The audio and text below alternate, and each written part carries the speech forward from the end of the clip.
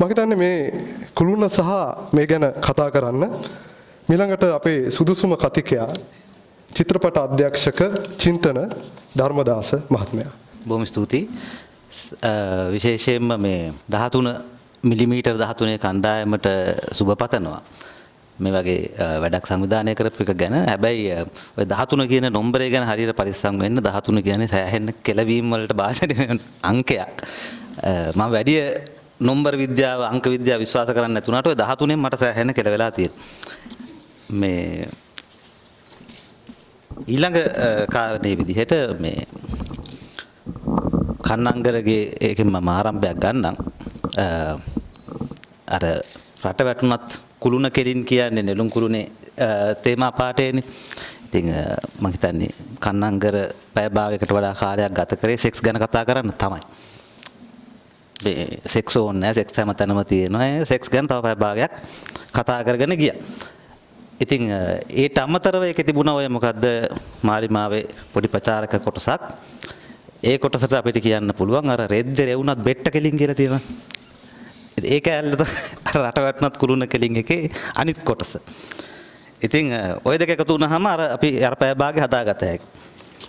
කොහොම වුණත් මේ චිත්‍රපටිය ගැන කතාවට අපි ආවොත් මේ චිත්‍රපටියේ වැදගත් කොටස තමයි සරල බව. අර හැමතැනම තියෙන දේවල් වැඩක් නැහැ කියන එකේ අනිත් පැත්තේ තමයි මම ඉන්නේ. හැමතැනම තියෙන දේවල් තමයි වඩා වැදගත්. මම ඔයක සෙන් දර්ශනය ඔය මනෝවිශ්ලේෂණය නෙමෙයි අර හුඟක් සාම්ප්‍රදායික දර්ශන වලින් එන්නේ බුද්ධ ආගමෙන්. ඒ වගේ හරි සරල පුංචි දේවල් තමයි වැදගත්. මම නෙළුම් කුළුණට කැමති ඒ තරම් හරි සිම්පල් ප්ලොට් එකක්. චූටි තැනක්. ඒක අරගෙන ට්විස්ට් එක ගහපු ගමන් හතර වටේම පත්තු වෙලා යනවා. ඒ වගේ තැන් අල්ලන්න හරි අමාරුයි. දැන් අපි ගත්තොත් එහෙම ඇන්ඩි වාහෝල්ගේ සුප් කෑන් එක හැමතැනම කුණු කාණු වල තිබුණේ. කැම්බල් සුප් කෑන් එක හැමෝම දන්නවනේ චිත්‍රේ. නමුත් ඒක පෝස්ටර් එකකට ආවම ෆ්‍රේම් එකක් ඇතුලේ ඒක ලෝක ප්‍රසිද්ධ චිත්‍රයක්. තවදුරටත් සුප් කෑන් එක නෙමෙයි. සෙක්ස් කියන්නේත් එහෙම දෙයක්. සෙක්ස් කියන එක හැමතැනම තියෙනවා. හැබැයි ඒකට ගහන ෆ්‍රේම් එකෙන් ඒක කොතනටද අපි ගෙනියන්නේ කියන එක තීරණය වෙනවා. ඉතින් මේ නෙළුම් කුළුණ කියන චිත්‍රපටියේ ඇත්තටම ඊළඟට මම ඉරිසියා කරන ෆිල්ම් එකක් මේක. මොකද මේ අර අපි අහලා තියෙනවා කියමනක් ඩේවිඩ් vs ගොලායත් කියලා. ඒ කියන්නේ අර ගොලායත් කියන යෝධයාව බිම වට්ටන්නේ චූටි ඩේවිඩ් කියන එක කැටපෝලෙන් ගහලා වට්ටනවා. එතකොට ඕක ඇඩ්වර්ටයිසින් වලත් කියන හැම චූටි දෙයකින් කොහොමද මහා ගේම් එකක් ගහන්නේ කියන එකට ලොකු උදාහරණයක් තමයි මම හිතන්නේ නෙළුම් කුළුණ. හරිම පොඩි ප්ලොට් එකක්. හරිම පාලනය කරන්න පුළුවන් පසුබිමක දක්ෂ නළු නිළියෝ ටිකක් අරගෙන ඒ ට්විස්ට් ටිකෙන් විතරක් මහා ප්‍රේක්ෂාගාරයක් අවුලන්න පුළුවන් විදිහේ වැඩක් කරනවා කියන එක ඊටාම තියුණු වැඩක්. ඒවා ඊටාම කලාතුරකින් සිද්ධ වෙන වැඩ. ඒක නිසා මුලින්ම මේ ඒකේ ප්‍රණාමය ඒකේ ගෞරවය ඊළඟට දෙන්න ඕන. ඒ වගේ හරිම චූටි තැනකින් මහා වෙනසක් කරන්න පුළුවන්. අර එක කෑල්ලක් මේව කරපු ගමන් කන්දක් බිමට පාත් වෙනවා වගේ තැනක් අල්ලගත් එක ගැන. ඊට පස්සේ මේ ඒක ෆිල්ම් ගැන උනන්දු වෙන කාට වුණත් ඉස්සරහට චිත්‍රපටයක් කරන්න උනන්දු වෙනවා නම් මම කියන්නේ ඔයගලන්ට බලන්න පුළුවන් දෙකක් තියෙනවා. මම මේ කියන්නේ එකක් නරකයි එකක් හොඳයි කියන අදහසින් නෙමෙයි. වාලම්පුරි දිහා බලන්න. මහා දැවැන්ත මහා නිර්මාණයක් තියෙනවා. ලොකු වියදමක් පිරිවැයක් තියෙන නෙළුම් කුළුණ දිහා බලන්න. ඒකට ඔයගලන්ට තීරණය කරන්න පුළුවන් මොකද්ද මම ගන්න ස්කෝප් එක. මම චිත්‍රපටයකට එන්නේ මිනිමලිස්ට් ඒ වගේ එකකින්ද නැත්නම් අත දිග ඇරලා එන බයිස්කෝප් සිනමාවෙන්ද කියන එක. ඒ තෝරා ගැනීමේදී තම තමන්ගේ පුද්ගලික රුචිකත්වය තමයි බලපාන්නේ. මම මේකට දෙන හඳුනා ගැනීම තමයි මේක ඩික් කොමඩි එකක් කියලා. ලංකාවේ පළවෙනි ඩික් කොමඩි එක මේක. ඩික් කොමඩි එකක් කියලා කියන්නේ උත්තානයේ වෙච්ච නැත්නම් පුරුෂ ලිංගයක් වටේ තමයි මුළු සම්පූර්ණ කතාවම තියෙන්නේ. ඒකට මේක මේ අපි ගත්තොත් එහෙම ඇමරිකන් පයි වගේ චිත්‍රපටි ඒවත් ඩික් කොමඩි. කියන්නේ සම්පූර්ණයෙන්ම ඩික් එකක් වටේ තමයි චිත්‍රපටිය තියෙන්නේ. ඒකට හැබැයි ඩික් කොමඩි කිව්වයි කියලා මේකේ තියෙන මේ ගැඹුර හෝ පළල අඩුවීමක් සිද්ධ වෙන්නේ නැහැ. හැබැයි ඒකෙන් වෙන්නේ පළල වැඩි වෙනවා. කොහොමද මේ චූටි දෙයක් උඩ අර අපි කියන ඔය කකුල් දෙක මැද්දේ තියෙන පොඩි කෑල්ලක් උඩ කොහොමද මුළු පැය දෙකකට කිට්ටු වෙන චිත්‍රපටියක් දුවන්නේ. මේකට පාදක වෙන්නේ අපි අහලා තියෙන ඒන්ජල් ලස්ට් නැත්නම් අර මරණයේදී මිනිසුන්ට වෙනවා කියන සමහර වෙලාවට වෙනවා කියන පුරුෂ ලිංග ඉරෙක්ෂන් එක. ඒකට ඒන්ජල් ලස්ට් කියලාත් කියනවා. එහෙම නැත්නම් ඩෙත් ඉරෙක්ෂන් කියලාත් කියනවා. මේක ගොඩක් වෙලාවට වෙනවා කියලා කියන්නේ හරිම ට්‍රෝමැටික් මරණයකදී. කියන්නේ එල්ලලා මරපු මිනිසුන්ගේ හැම තමයි පුරුෂ ලිංගය ඍජු වෙනවා කියලා අපි අහලා තියෙන්නේ. හැබැයි මේක නිකන් රූපකාර්ථයකින් ගත්තොත් එහෙම මේක නිකන් සරල දෙයක් නෙමෙයි මරණයකදී පුරුෂ ලිංගයක් කෙලින්වීම කියන එක. මොකද මරණය කියලා කියන්නේ ඩෙත් එක. අපි කියනවා අර ඩෙත් ඩ්‍රයිව් එක කියලා කියන්නේ මේ මනෝවිශ්ලේෂණයේ ෆ්‍රොයිඩ්ලා එහෙම කතා කරන්නේ මරණයේ පැත්ත තියෙන එක. ඒතොර පුරුෂ ලිංගයක් කෙලින්වීම කියන්නේ ලයිෆ් ෆෝස් එක. ඒක තමයි ජීවයේ උපත කියලා කියන්නේ. ඒතකොට මේ මරණයේ මොහොතේ කොහොමද ජීවයේ උපත කියන එක මොහොතේ පිහිටුවොත් කොහොමද? එකක් මත එකක් අති පිහිට වුණොත් ඕවලැප් වුණොත් මොකද වෙන්නේ? ලොකු කලබගෑනියක් වෙනවා. එකක් අපි මානසිකව ලොකු අර්බුදයකට යනවා. මොකද අපි ඩෙත් එක වෙනමයි අනිත් මේ ලයිෆ් එක වෙනමයි තමයි බෙදාගෙන තියෙන්නේ. හැබැයි මේ සීමාවල් දෙක බොඳ වෙන එක මේ චිත්‍රපටිය ඇතුලේ අපි දකිනවා. මේ චිත්‍රපටියේ මේ දෙක බොඳ වීම කියන එක උඩ ලොකු සංස්කෘතික කම්පනයක් රටේ මේ බලන ප්‍රේක්ෂකයා තුල ඇති වෙනවා.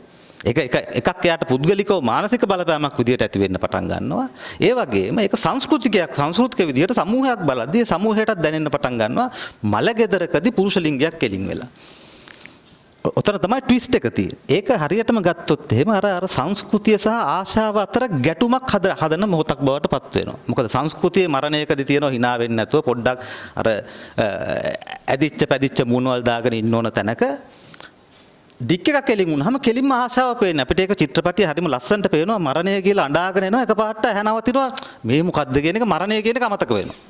ඒතකොට මෙන්න මේ ගැටුම ආශාව සහ සංස්කෘතිය අතර ගැටුම කියන එක චිත්‍රපටියේ ඊටාම බරපතල තේමාවක් විදියට අපිට මුණ ගැහෙනවා. මම කියන්නේ ඒක අර කැම්බල් සුප් කෑන් එක වගේ. මෙන්න සිම්පල් තැනකින් දරුණු අපේ අර කන්නංගර මතක් කරා වගේම මේ ප්‍රයිමෝඩියල් නැත්නම් ප්‍රයිමල් හෝඩ් කියන එක අර මහා ෆ්‍රොයිඩ් කතා කරන එයාගේ උපකල්පනයේ විදිහට තියෙන ඔය මේ තාත්තගේ මරණය අශීල තාත්තගේ මරණයද මේ අර සිංහයාගේ මරණය කියලා කියන්න පුළුවන්. එතකොට ඒ මරණය කොහොමද අපිට සංස්කෘතිකව බලපාන කියන කතන්දරයට තමයි අපි ඇතුල් වෙන්නේ. මෙතනදී අපි ගත්තොත් එහෙම අර මරණ ගෙදරකදී ඇත්තටම ලංකාවේ සංස්කෘතිය ඇතුලේ මරණ ගෙවල් කියලා කියන්නේ පාටි වගේ දෙයක්. අපි නිකන් එළියෙන් ඉඳන් බැලුවාම මරණගේ මාර සෝචනීය දෙයක් විදියට පෙනුනට මරණය තමයි සොමිම. ඒ කියන්නේ මරණ ගෙවල් වල කතා කරන දේවල් මේ දැන් අපි මේ ඇවිල්ලා කියනවා වගේ දැන් මමත් මොනවා හරි කියනවා කන්නංගරත් මොනවා හරි කියනවා අර මල ගෙදර කතා කරනවා වගේ කිසි අදාළත්වයක් නැහැ. එක්කෙනාගේ එකක් අනිත් එක්කෙනාට අදාළ වෙන්නේ නැහැ. හැබැයි hina වෙන්න රස විඳින්න ඒක පුළුවන්. මෙන්න මේ මරණයයි සොමියයි එකට පැවතීම කියන එක චිත්‍රපටියට අරගෙන මේ අරන් ඇවිල්ලා තියෙනවා ලිංගික අර්ථයක් එක්ක. මම හැමදාම හිතමින් ඉන්න එකක් තමයි ලංකාවේ කොහොමද ඉරොටික් සිනමාව නැත්තම් ශෘංගාර සිනමාව කියන එක වැඩ කරන තත්වයකට ගේන්නේ කියලා. මොකද අපිට ඇගේ වෛරය 90 ගණන් වල එහෙම වැඩ කරාට එහෙම දැන් චිත්‍රපටිවල නිර්වත පෙන්නුවා කියලා මිනිස්සු ඇවිල්ලා ඒක බලන්නේ නැහැ. ඊළඟගේ ෆිල්ම් එකේ නිර්වත පොඩ්ඩක්වත් ඇත්තෙත් නැහැ. හැබැයි මුළු ෆිල්ම් එක පුරාම සෙක්ස් තියෙන. 18ට වැඩි ගිරත් Netflix එකේ එහෙම යනකොට ලකුණු වෙනවා මේක 18+ එකක් කියලා. සෙක්ස් මුකුත් පෙන්වන්න නැතුව සෙක්ස් ගැන මුළු පැය දෙකක් පුරාම කතා කරන චිත්‍රපටියක් ලංකාවේ හෝල් කඩාගෙන දුවන්න පටන් ගන්නවා. එතකොට මේකේ තියෙනවා ලංකාවේ මං හිතන්නේ කල්චරලි කොතනින්ද ඉරොටික් නැත්තම් සෙක්ස් කියන එක අල්ලන්න පුළුවන් තැනක් තියෙන්නේ කියන එක. ඒක හරිම පරිශනාත්මක තැනක්. ඒ වුණාට ඒ තැන හරියට අහු වෙලා තියෙනවා නෙළුම් කුළුණ කියන කාරණේ ඇතුලේ. එතකොට අපි දන්නවා මේ ඇයි මේ මලගෙදරදී මේ තාත්තගේ පුරුෂ ලිංගයේ කෙලින්වීම මේ තරම් අර්බුදයක් හදන්නේ?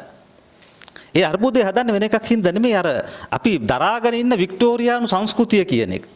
අපිට තියෙනවා මේ සදාචාරය කියලා එකක්. මෙන්න මේ සදාචාරයේදී තාත්තගේ පුරුෂ ලිංග කෙලින් වෙනවා කියන එක දකින්න එක සෑහෙන අර්බුදයකට යනවා. ඒක අම්මලාගේ නැත්තම් කාන්තාවන්ගේ අභිමානයට හේතුවක් වෙන ගමන්ම පුතාලට සෑහෙන බෙලහීනත්වය නැත්තම් ඒගොල්ලන්ගේ දුර්වලකම් මේ ප්‍රකාශමාන වෙන තැනක් බවට පත් වෙනවා. මේකේ මේ අර දේශපාලන අර්ථයෙන් ගත්තාම මට හරිම ලස්සනට දැනෙච්ච දෙයක් තමයි අපි ගත්තොත් එහෙම මේක දෙමළ ෆිල්ම් එකක් බලන්න. මොකද දෙමළ ෆිල්ම් එකේ පෙරිසු කියන එකේ තියෙනවා සමහර ඌණ පූරණ මේ නෙළුම් කුළුනේ සිංහලයේ නැති. දැන් උදාහරණයක් විදිහට ඒක පටන් ගන්නකොටම පටන් ගන්නේ කොල්ලෙකුට දෙනවා කන පොඩි වෙන්න එකක් ඌ නාන කෑනු දිහා බලන් හිටියා කියලා මේ තාත්තා. හැබැයි තාත්තා කන පොඩි වෙන්න කොල්ලට ගහන්නේ වෙන මොකුත් නෙමෙයි පොරත් ඒ තාත්තත් පොඩ්ඩක් අර කෙල්ලොන්ගෙන් ලකුණු දාගන්න තමයි ඒක කරන්නේ. ඒක තාත්තට ඉන්නවා පොඩි යාළුවෝ සෙට් එකකුත් නිකන් බ්ලූ ෆිල්ම් එහාට මෙහාට මාරු කරන කොල්ලෝ වගේ හැසිරෙන එහෙම වයසක සෙට් එකකුත් ඉන්නවා. ඒගොල්ලෝ තමයි මේ ඔය සනී ලියොන්ගේ බ්ලූ ෆිල්ම් එහෙම ෂෙයා කරගන්නේ. මෙන්න මේ තාත්තා තමයි මැරෙන්නේ. එතකොට අර අපිට මේ තාත්තා විසින් පෙන්නන මේ හැදෙන්න ඕන මෙන්න මේ විදිහටයි උඹලා කෙල්ලෝ දිහා බලන්න එපා අර මේ කියන තාත්තගේ එහෙම නොවන අර්ධයක් තාත්තා පවත්වගෙන යනවා. මෙන්න මේක තමයි සිංහල බෞද්ධකම කියලා කියන්නේ. මේ සිංහල බෞද්ධකම අපි කියන්නේ අනගාരിക ධර්මපාලගෙන් පටන් ගත්තා කියලා. හැබැයි ඔන්න ඔය තනිකර සෙක්ස් කියන එක යටපත් කරලා සෙක්ස් කියන එක නැහැ වගේ පෙන්නනවා. හැබැයි සෙක්ස් කියන එකෙන් තමයි අනිත් සියල්ල ඩ්‍රයිව් වෙන්නේ. උඩින් පෙන්නනවා එකක් යටින් පෙන්නනවා තව එකක්. අපි කියන්නේ කුහක සදාචාරය කියලා. මෙන්න මේ සදාචාරයේ අප්පච්චි එකක් උඩින් කරන්න පුළුවන් අනිත් අයට සෙක්ස් කරන්න දෙන්නෙත් නැහැ. තමන් විතරයි සෙක්ස් වල රස විඳින එකක් රස විඳින්නේ. පුතාලව හදන්නේ කෙලින්ම අපි දන්නවා ෆ්‍රොයිඩියානු අර්ථයෙන් තාත්තා කියලා කියන්නේ පුතාව කප්පාදු කරනවා කියලා පුතා නිතරම බයේ ඉන්න තැනත්තා. එයා තමයි නීතිය සහ අනසක ක්‍රියාත්මක කරන්නේ. එතකොට මේ තාත්තා විසින් අර කප්පාදු කරන ලද දරුවෝ දෙන්නෙක් ඉන්නේ. එක දරුවෙක් විදුහල්පති කෙනෙක් අනිත් දරුවා අර අපි කියන්නේ අපි දැන් කියන භාෂාවෙන් කිව්වොත් එහෙම බයියෝ කියලා කියන්නේ සිංහල බෞද්ධකම් වෙනුවෙන් පෙනී සිටින සරල ගැමි වහරේ ඉන්න පිරිස. එතකොට මට මේක පේන්නෙම මහින්ද රාජපක්ෂ කියන මේ මහා දවන්ත අප්පච්චිත් එක්ක එකතු වෙච්ච අර විදුහල්පති කියන්නේ ජවිපේ අනිත් අය තමයි අර පොහොට්ටුවේ ඊළඟ ඡන්දෙ දෙන්න ඉන්න ගෝඨාභයව ගේනවා අරයව ගේනවා මෙයාව ගේනවා එයත් හොඳයි මෙයත් හොඳයි කොවිඩ් වලට කොරෝනා පැණියත් හොඳයි කිරිමුට්ටියක් දාන එකත් හොඳයි කියන ඒ සෙට් එක. එතකොට මේ දෙන්න තමයි අයියයි මල්ලි. එතකොට අර සිංහල බෞද්ධ මහා අප්පච්චි හදපු දෙක තමයි ජවිපේ සහ ඔය අපි කියන ඔය චූටි මේ පොහොට්ටු බයියා කියන මේ සංස්කෘතීන් දෙක. මම මේ පොහොට්ටු බයියා කියන්නේ මේ නරකාර්ථයකින් නෙමෙයි. ලංකාවේ ඉතිහාසයේ ඉඳන් අර චූල වාංශික ප්‍රජාව කියලා හඳුන්වන ලෝකේ එළියෙන් එන ඒවා ඔක්කොම අපිට කුමන්ත්‍රණ බටහිර කුමන්ත්‍රණ සිද්ධ වෙනවා. අපිට කෙලවන්න තමයි ලෝකේ බලාගෙන ඉන්නේ. ධනපතියත් අපිට කෙලවනවා අරුත් කෙලවනවා කිය හිතන ඒ අතරේ ඔය මිත්‍යා විශ්වාස යක්ෂ විශ්වාස මේ සියලු අපේ තිබිච්ච අතීත විශ්වාස පද්ධතීන් මිත්‍යාවන් කරේ ගහගත්ත පිරිස. මේ පිරිස අයියයි මල්ලි තමයි. මේ දෙන්න තමයි එකට මලකෙවල් සංවිධානය කරන්නේ. එතකොට අපිට දේශපාලන ඇලගරිය එකක් විදිහට අර කිව්ව ඇලගරිය හරියටම හම්බ වෙනවා. මාලිමාවයි ජවිපේ එකතු වුණා වගේ. අපි දේශපාලන අර්ථයෙන් ගත්තොත් එහෙම මාලිමාව කියන්නේ ඉස්සෙල්ලා රාජපක්ෂලට ඡන්ද දීපු බහුතරය තමයි ඒකට ඡන්දදායකයෝ වෙන්නේ. ජවිපේ කියලා කියන්නේ අර විනය නෑ එහෙම හොඳ නෑ මෙහෙම හොඳ නෑ කියන බෙලහීන විදුහල්පතිගේ චරිතය. එතකොට මේක දේශපාලන අර්ථයක් විදිහට ගත්තොත් එහෙම අපිට ඒ විදිහට කියවන්න පුළුවන්. මං හිතන්නේ අර මං කියන්නේ ඒක අර සරල දේ අපිට අරගෙන ඕනම තිරයක් ඕනම කතාවක් විස්තර කිරීමට පාවිච්චි කරන්න පුළුවන්. ඒක නිසාම තමයි ඒක ඇලොගරිකල් නැත්තම් ওই රූපකමේ ගතිය තියෙන්නේ. අප්පච්චි කියන එක ලංකාවේ ගත්තොත් අප්පච්චි කියලා කියන්නේ පැහැදිලිවම ෆැලික් නැත්තම් පුරුෂ ලිංග කේන්ද්‍රීය සිම්බල් එකක්. අර කිව්වා වගේම ටෝටම් එකක්. ඒ ටෝටම් එක තමයි අශීල අප්පච්චිව මරලා සංස්කෘතිය හදාගත්තා. ඒ සංස්කෘතිය හදාගත්ත පුතුන්ට තිබුණා ගිරිට් එකක්. තමන් කරේ වැරද්දක් කියලා. එතකොට ඒ වැරද්දට බයයි. වැරද්දට දඬුවම් විඳින්න වෙයි කියලා බයයි. ඒකට අප්පච්චි ලැබපු නිදහස ඒ දරුවන්ට විඳින්න හම්බ වෙන්නේ නැහැ. දරුවෝ කප්පාදු වෙලා ඉන්නේ. දරුවෝ නිකන් බෙලහීනයි. ඔය නීට්ෂේ එහෙම කියලා කියන්නේ නීට්ෂේගේ දර්ශනය එහෙම කියනවා සම්පූර්ණයෙන්ම මේ ඔය පොදු සංස්කෘතිය සදාචාරය කියලා කියන්නේ බෙලහීනයන්ගේ ආරක්ෂාව පිණිස නිර්මාණය කරපු දෙයක්. ඒක මිනිස්යාගේ ප්‍රබලත්වය නැත්තම් මිනිස්යාගේ තියෙන ආශාව සොයාගෙන යාමේ ගමන එයාගේ ජර්නි එක නවත්තන මාර්ගයක්. එතකොට නීට්ෂේ හැමතිස්සෙම යෝජනා කරන්නේ මේ පොදු සදාචාරය ඉක්මවා යන්න. අර අප්පච්චිව ඉක්මවා යන්න. එතකොට ඒ වුණාට අපි අපේ සිංහල බෞද්ධ සමාජය ඇතුලේ දකින්නේ අප්පච්චි නිසා කප්පාදු වෙච්ච දරුවෝ ටිකක් ඉන්නවා. ඒගොල්ලෝ හොරකමට දූෂණයට බයයි, සෙක්ස් වලට බයයි. ඒගොල්ලෝ මේ රටේ තියෙන හැම දෙයකටම බයයි. කවුරු හරි ඇමරිකන් කාර්යයක් ආවත් බයයි. ගිවිසුමක් අත්සන් කරත් බයයි. කොටින්ම කිඹුහුමක් ගියත් බයයි. මෙන්න මේ ටෝටමේ වන්දනාමාන කිරීම කියන එක. නැත්තම් ටෝටම් එකක් කියලා කියන්නේ අපි දන්නවා කවුරු හරි මරනවා අපි සරලව ගමුකෝ ශිවලිංගය කියලා. ශිව කියන්නේ ওই වගේම ප්‍රයිමෝඩියල් මාර ෆිගර් එකක් මාර දැවැන්ත මේ චරිතයක් පියෙක් මේ අප්පච්චි කෙනෙක්. එතකොට ඒ අප්පච්චිගේ පුරුෂ ලිංගය තමයි අපි වන්දනාමාන කරමින් ඉන්නේ. එතකොට මේකම තමයි. එතකොට ශිව ගැන දන්න අය දන්නවා ඒකේ හොඳ නරක කියන ભેදයක් නැහැ. මේක හොඳයි මේක නරකයි කියන බෙදීම ඒ ප්‍රයිමෝඩියල් ටෝටම් එක ඇතුලේ නෑ. ඒක තියෙන්නේ ඒක අදහන මිනිස්සු ගොඩනගාගත්ත සංස්කෘතිය ඇතුලේ. මෙන්න මේක හරිම ලස්සනට පේනවා එක්කෙනෙක් ලැජ්ජාවට පත් වෙන විදුහල්පතිවරයා ජවිප සමාජිකයා try කරනවා අප්පච්චිගේ කොහොම හරි පුරුෂ ලිංගයේ කපන්න දොස්තර කෙනෙකුට හරි කාට හරි කියලා කපලා දාන්න. අනිත් එක්කෙනා අර මේ පොහොට්ටුවේ සමාජිකයා try කරනවා කොහොම හරි මේ පුරුෂ ලිංගය ආත්මය තැම්පත් වෙච්ච දෙයක් විදියට සලකලා වන්දනාමාන කරා. එයා කියනවා මේක ඇතුලේ තමයි අප්පච්චිගේ ආත්මය හැංගිලා තියෙන්නේ. මේක වන්දනා කරන්න ඕන. එතකොට එයා ගේන්න හදනවා ඒක. මේ අතරේ අපි දකින දේ තමයි මම පිළිගන්නේ නැහැ මේක පුරුෂ මූලික කෝණයකින් ගැහණිය දිහා බැලුවා කියන එක. ඒ වෙනුවට මම පිළිගන්නේ මේක ඇත්තටම පුරුෂ ස්ත්‍රී කියන කතන්දරේ නැතුව ආශාව මූලික කෝණයකින් සම්පූර්ණයෙන්ම සමාජ සම්බන්ධතාව දිහා බලපු දෘෂ්ටියක් තියෙන්නේ කියලා. මොකද ඒ අර බොරුවට ගෑනු ඕක ගැන කතා කරන්නේ නැහැ, ගෑනු ඩික්කෙක් ගැන කතා කරන්නේ නැහැ වගේ බහුභූත ස්ත්‍රීවාදීන් කියපු ලෙඩ කතන්දර ටිකක් තියෙනවා. ඒ අරෙන්න ගෑනු කතා කරනවා. ගෑනු පුරුෂ ලිංග ගැන කතා කරනවා. ගෑනු පුරුෂ ලිංග වලට hina වෙනවා. අපි ස්ත්‍රීන් සම්බන්ධයෙන් කරන සියල්ලම ස්ත්‍රීනුත් පුරුෂයන් සම්බන්ධයෙන් කරනවා. ඒක කිසි ප්‍රශ්නයක් නැහැ.